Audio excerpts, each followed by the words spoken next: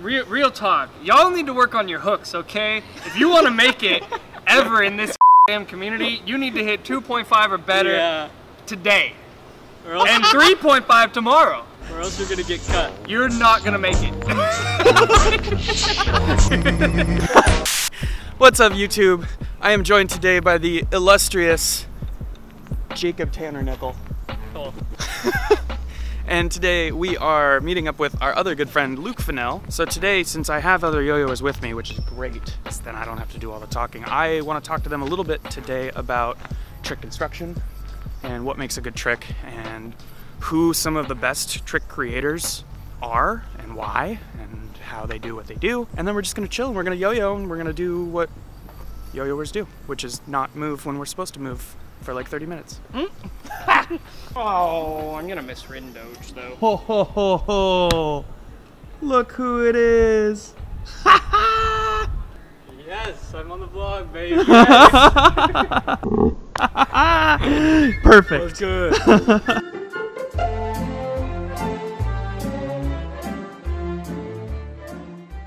They're all horrible. Every single good story I have is like, yeah, or like, you know, like the cops almost searching our car on the way to BAC that one year. Fun fact, if you end up getting forced to step out of your vehicle and you start yo-yoing, your chances of a ticket go down, in my experience, 100% of the time. 100% of the times I've yo-yoed for an officer while I was being questioned, I was let off, no questions asked. Just remember, you're performing at all times. A well-constructed combo has a beginning, a middle, and a triangle. Yeah, a good yo-yo trick can be taken many different ways because there's a variety of yo-yo, basically genres, if I would say, like speed. You got tech, anything like smooth. So you can kind of combine from different elements, and I think that's what makes a good yo-yo trick. I really like smart yo-yo tricks.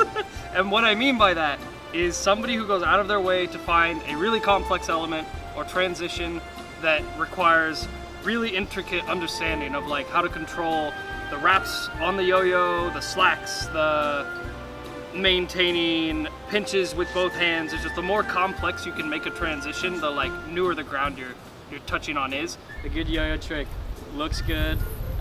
Like JT is saying, like if I can't like understand what's going on, if I can't learn it, then like that's a really good yo-yo trick. Because like I'm not saying like I'm a really good yo-yo, but like most people, like you can pick up on other tricks and things like that, but if I can't see what's going on, that's when you know it's really complex and dense.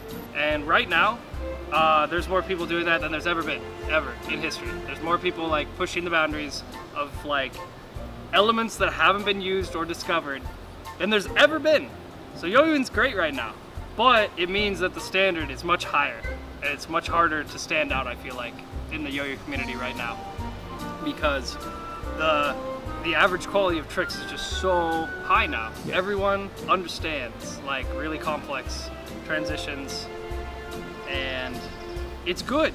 It's really good, but it almost has hit a point, I feel, that it's hard to tell like good from great, if that makes sense. And you kind of start to vary the lines of what people like versus style versus pure tech versus like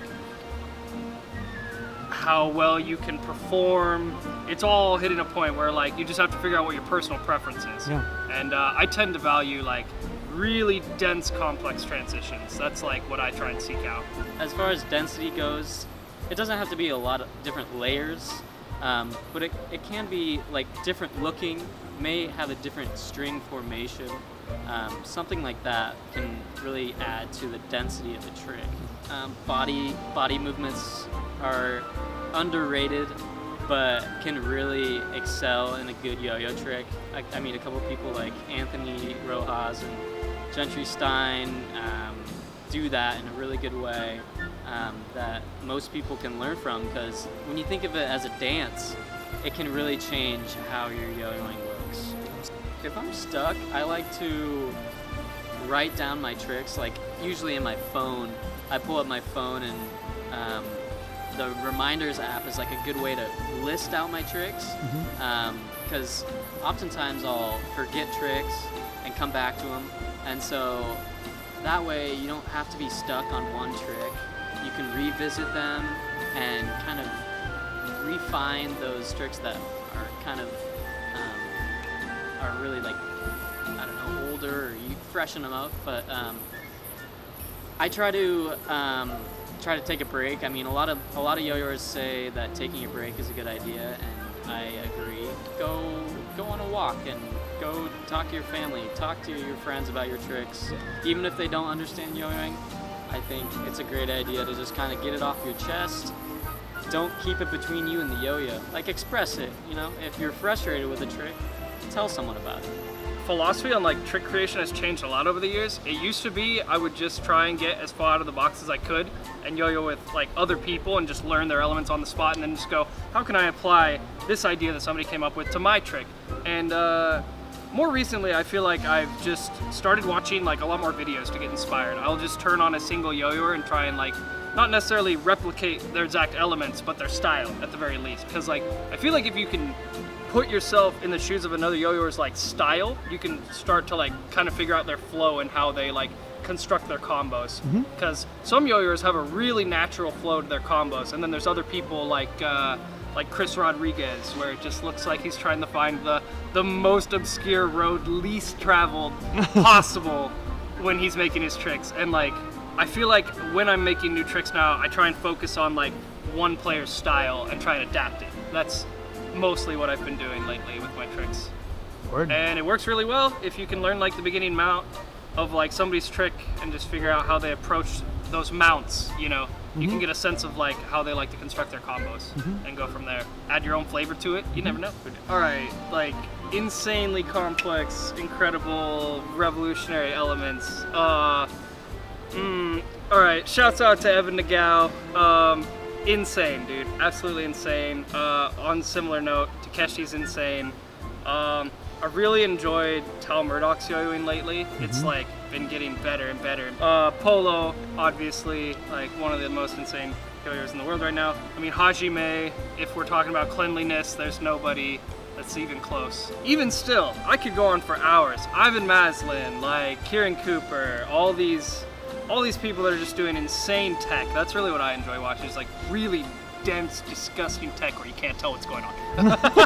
Like if I can't tell what's going on, I probably really like your yo-yo trick. Single wrap Haidamasu hooks anymore. You only can do doubles or you're a scrub. It's doubles or nothing. That's it. You need to hit doubles. I'm sorry. Step your game up. Saucy bind there, buddy.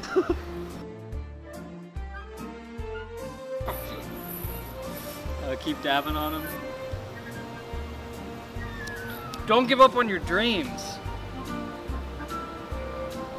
Ever. And cut.